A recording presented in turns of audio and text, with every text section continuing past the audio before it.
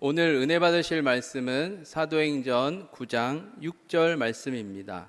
사도행전 9장 6절 말씀을 다 같이 봉독하겠습니다.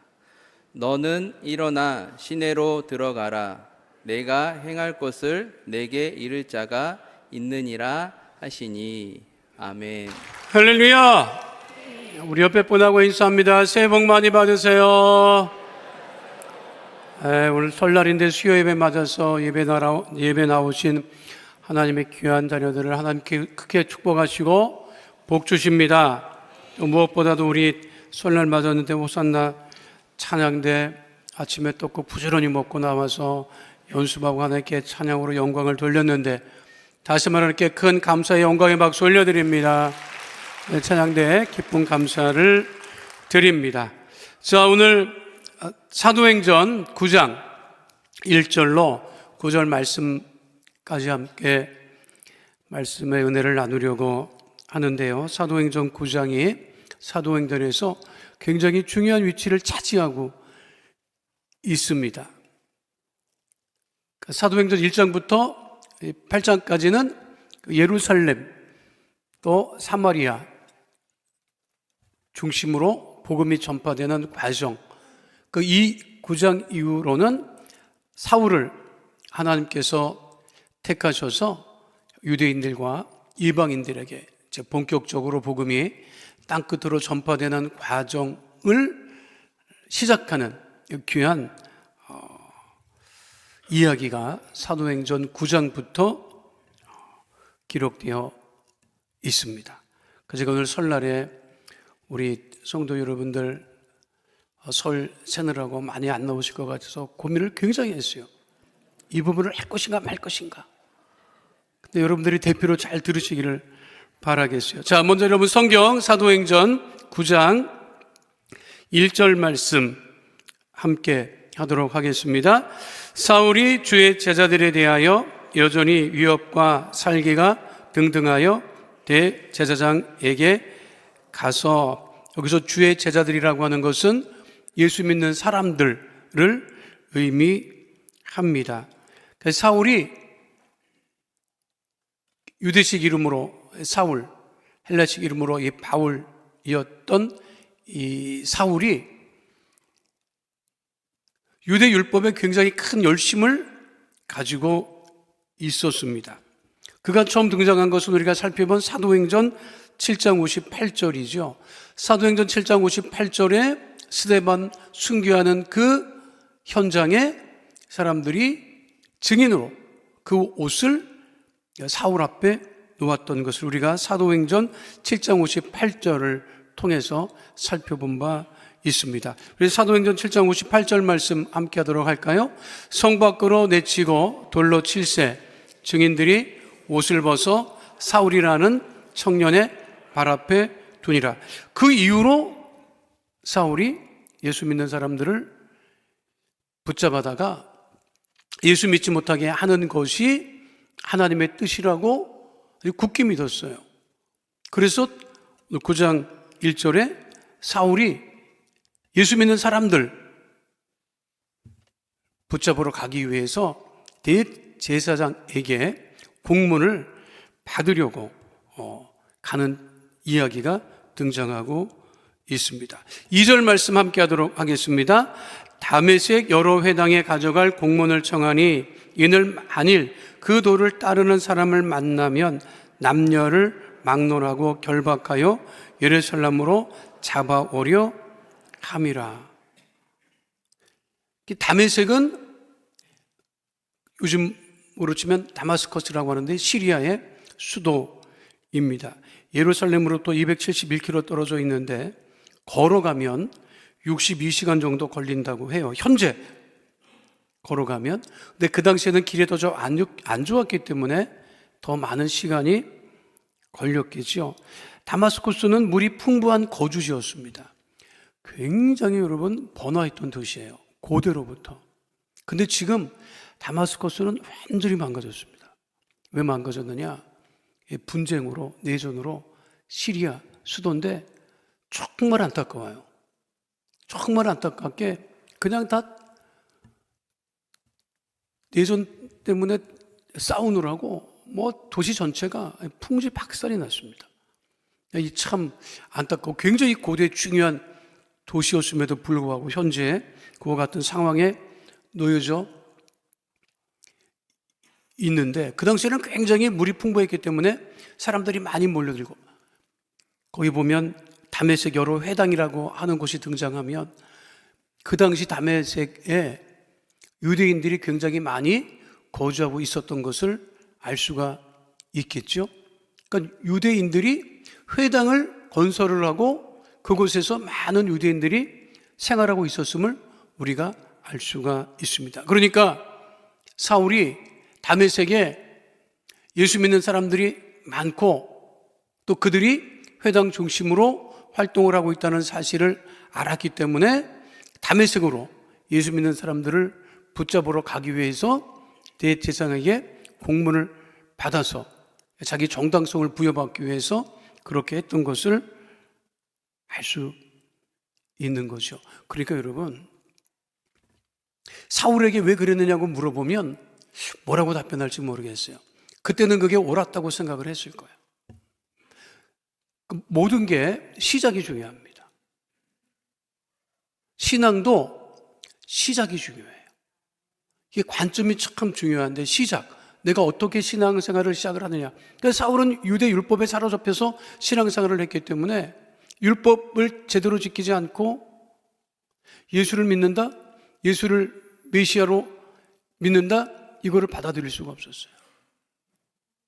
그러니까 신앙생활이 굉장히 영적으로도 중요해요. 그러니까 우리가 가장 큰 복은 뭐냐면 예수 믿은 복이 가장 큰 복입니다, 여러분. 그러지 않았으면 우리가 점집 쫓아다니고 할 일을 다 했을 거야. 그렇잖아요. 그리고 우리로 치면은 이게 그 북한 사람들이, 아직도 북한 사람들은 우리가 굉장히 못 사는 걸 알아요. 그 탈북한 사람 얘기를 들어보니까 북한에서는 한국 군인이 거지 같은 줄 알았대. 미군 병사 말만 듣는 거지 같은 줄 알았대. 그러니까 지네들보다 더 형편이 안 좋은 줄 알았대. 그래서 탈북을 하고 처음 국군을 만났는데 너무 멋져가지고 너무 놀랬대, 자기가. 너무 멋있더래. 그래서 너무 멋있어서 자기가 다시 한국군에 가겠다고 할 정도였대. 보위부에 있었던 사람인데요, 그 사람 얘기를 들어보니까 보위부에 있으니까 한국에서 적십자에서 쌀을 가지고 원산으로 보낸 적이 있잖아요. 자기가 거기서 근무했었대요. 그 원산항에 중국 배도 들어오고 러시아 배도 들어오고 한국 배가, 적십자 배가 들어왔는데 한국에 쌀을 싣고 들어왔을 때 그 사람은 어떻게 생각했느냐? 남한 것들이 우리한테 잘 보이려고 조공을 바치는구나, 이렇게 생각을 했대. 옛날에 쇠 갖다 바쳤잖아요. 그러니까 조공을 갖다 바치는구나, 그렇게 생각을 했대. 그런데 한국의 접시대 사람들을 만났는데 그 사람이, 그 외국 사람, 중국 사람 만나면 이렇게 기본적인 인사를 하지만 이 언어가 안 통하니까 이게 말이 안 통해서 그런가 보다 했는데, 남한 사람 만나갖고 접시 사람 만나서 처음 만났는데 남한 사람이 안녕하세요 그러더래. 한국 사람이. 그 자기가 안녕하세요를 알아듣잖아. 안녕하세요 말을 듣는데 가슴에서 콩 하고 뭐가 울리더래. 아, 이게 말이 통하는구나, 이 사람하고는. 그런 걸 느꼈다는 거예요. 여러분, 체제가 달라도 이게 정상이 아닌데, 영적으로도 사울은 완전히 시작이 잘못된 거예요. 시작이 잘못되니까 예수 믿는 사람을 다 붙잡으려고 했던 것이죠. 그래서 예수 믿지 않는 사람들, 교회에 대해서, 기독교에 대해서 불편한 시각을 가진 사람은 지금도 그런 시각을 가지고 있습니다. 그러니까 잘못된 시각이죠. 그러니까 바울이 그와 같은 시각을 가지고 열심을 내서 다메섹에 예수 믿는 사람들을 붙잡으러 가려고 했었다. 실제로 그거를 실행을 하죠. 그게 3절에 언급되어 있습니다. 3절 말씀 함께 합니다.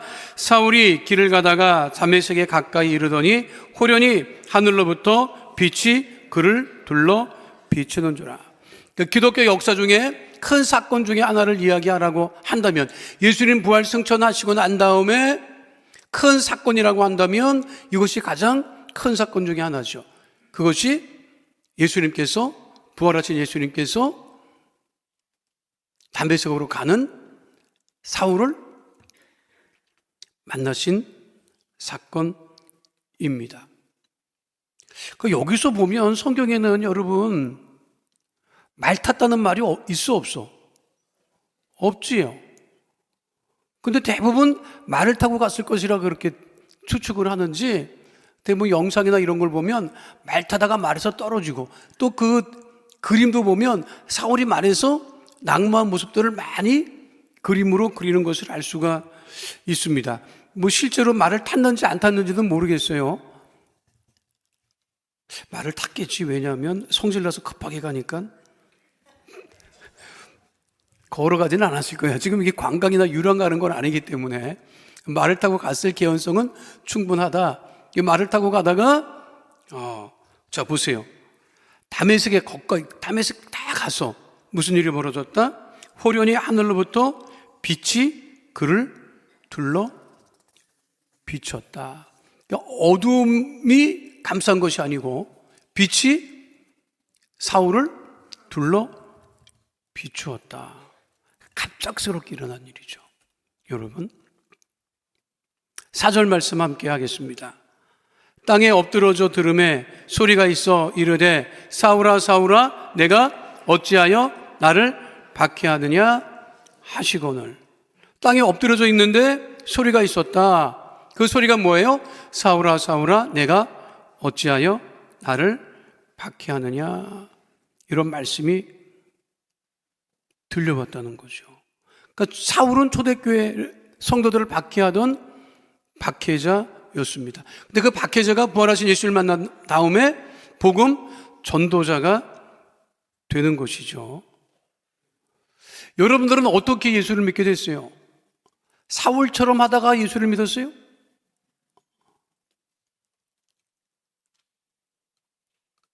다 잊어먹었어요? 이제 극적으로 하나님이 부르시는 사람들이 있기는 해요.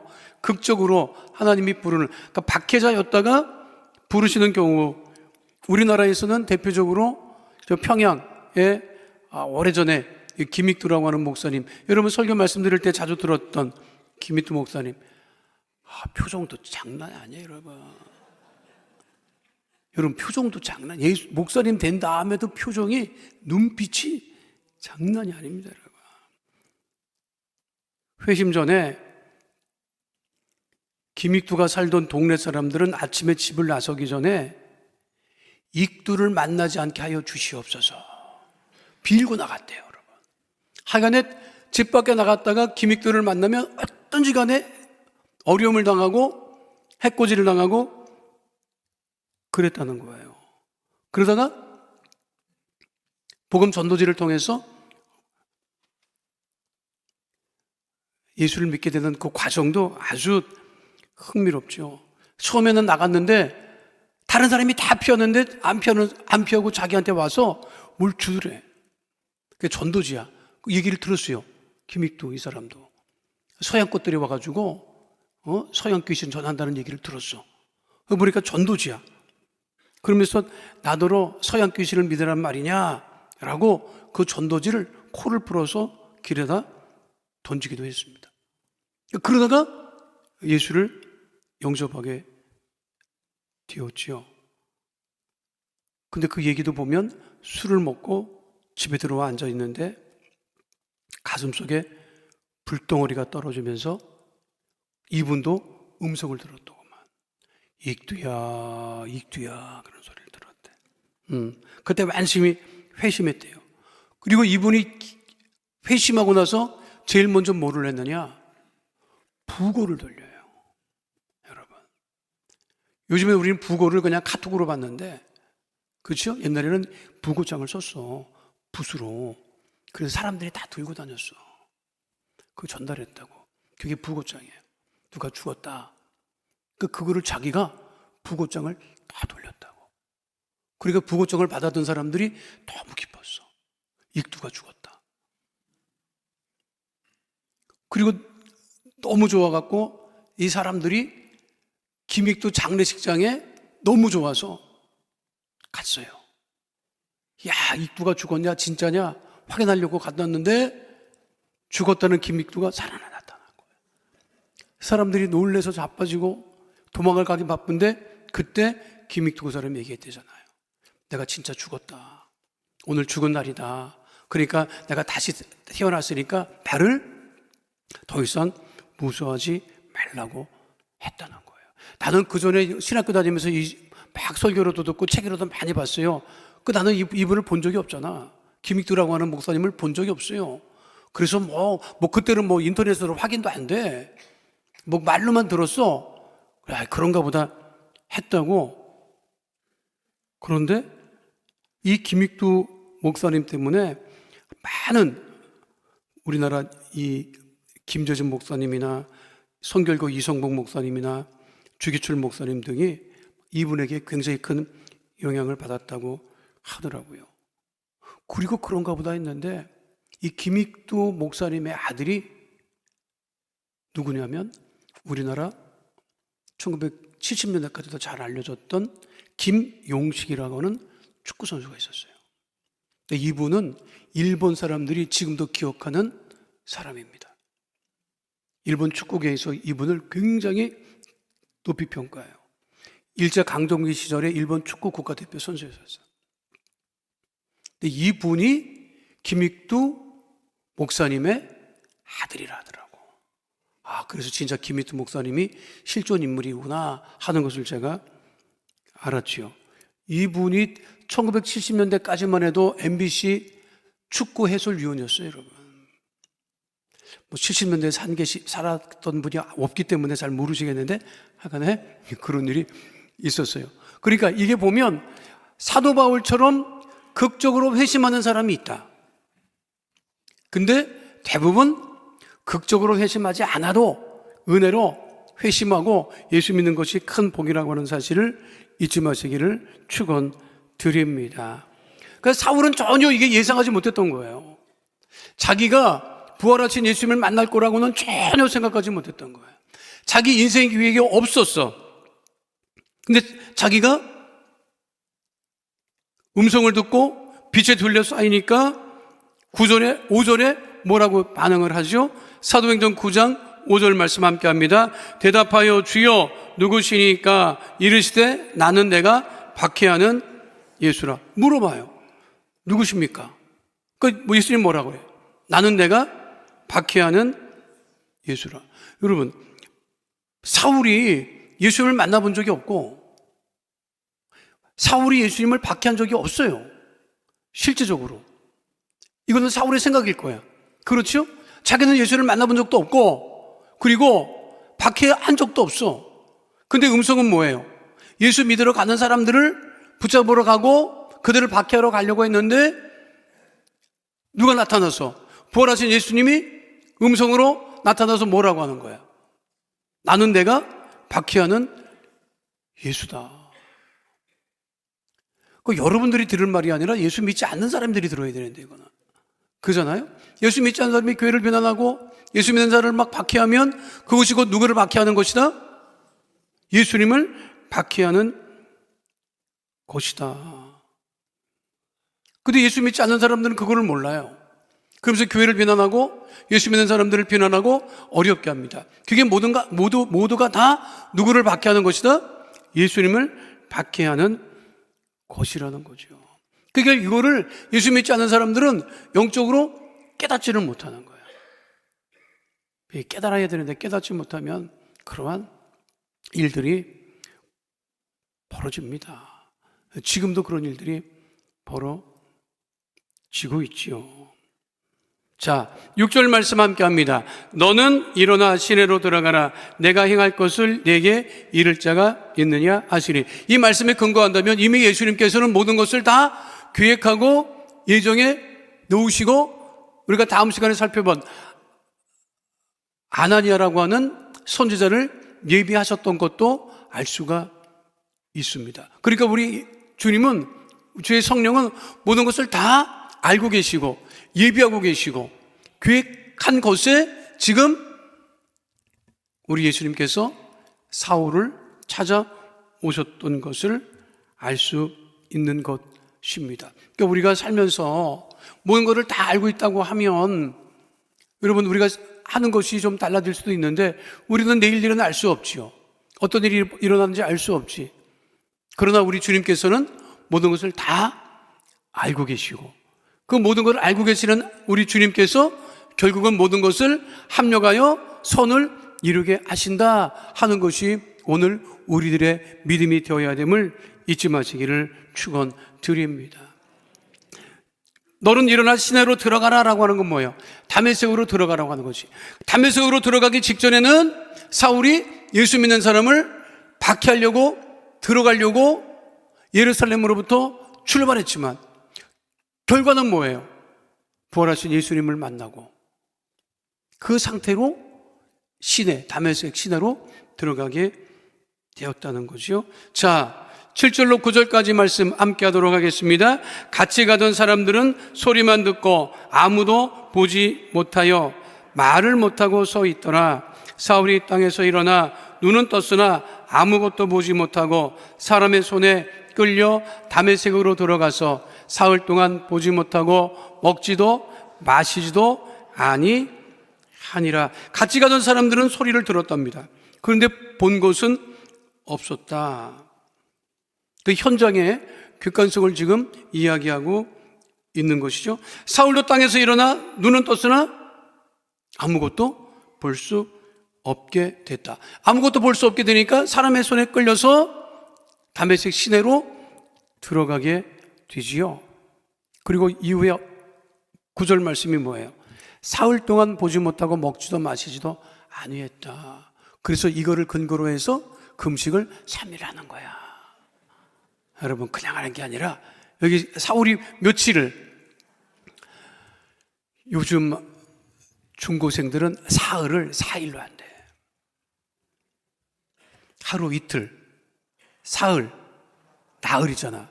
근데 요즘 아이들은 그 생각이 없어갖고 하루 이틀 사흘 그러니까 4일로 한대. 어떡하면 좋아?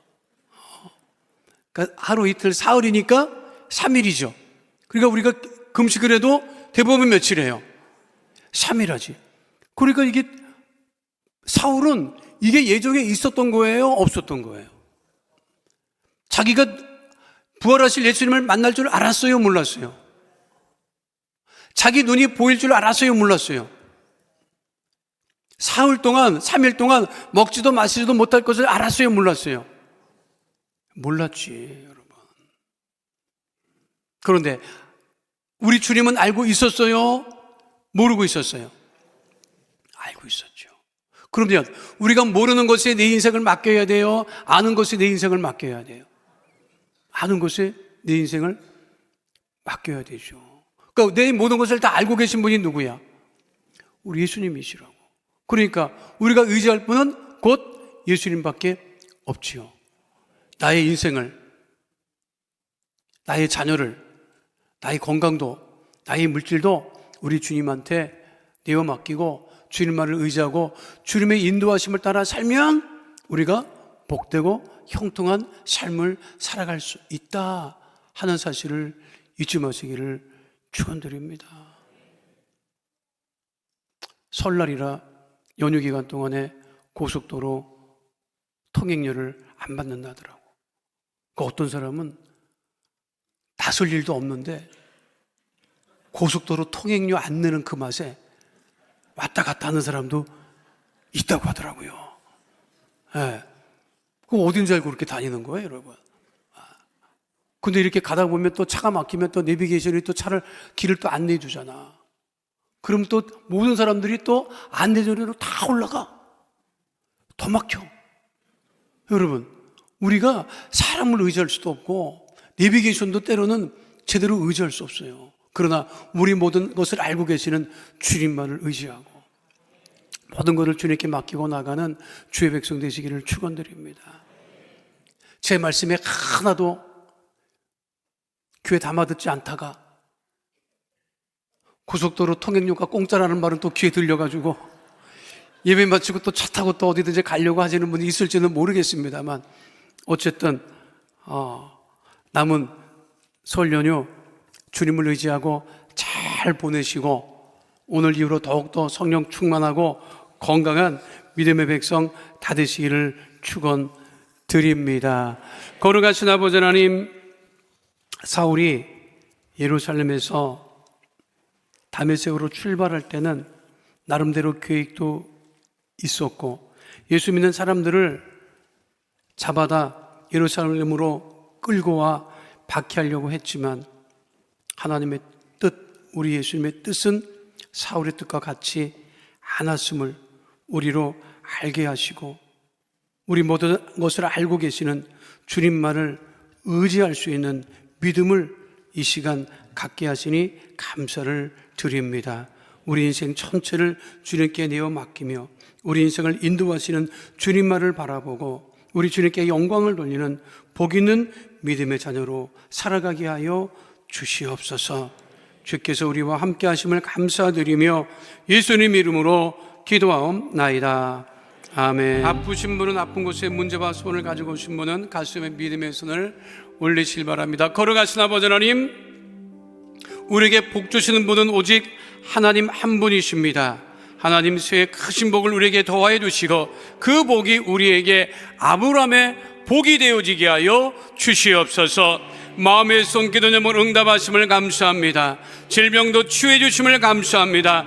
가정마다 크신 복 도와여 주심을 감사를 드립니다. 하나님, 기도 제목이 있어 가슴에 믿음의 손을 얹고 기도하오니 모든 기도 제목이 응답되어지게 하여 주시옵시고 삶의 모든 문제는 다 떠나가게 하여 주시옵소서. 나사렛 예수 그리스도를 명하노니 가정의 문제가 떠나갈지어다, 자녀의 문제가 떠나갈지어다, 물질의 문제가 떠나갈지어다, 장막의 기도 제목은 더 응답이 임할지어다, 가족들마다 복의 근원이 될지어다, 직장과 사업장에 주의 복이 임할지어다, 환경의 물질의 복이 임할지어다, 우리 성도들 생활하는 직장과 사업장에 주의 복으로 충만하게 될지어다, 직장과 사업장의 어려움은 더 떠나갈지어다, 주의 보혈로 명하노니 육신의 질병 마음의 병이 떠나갈지어다,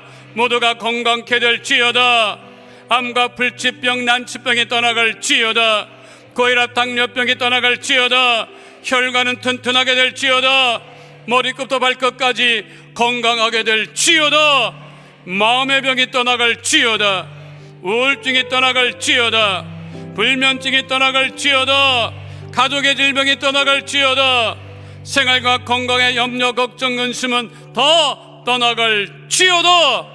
하나님, 기도하오니 설 명절을 보내는 우리 귀한 성도들 가정마다 주의 복을 도하여 주시옵소서. 형통의 의의 복으로 충만하게 하여 주시옵소서.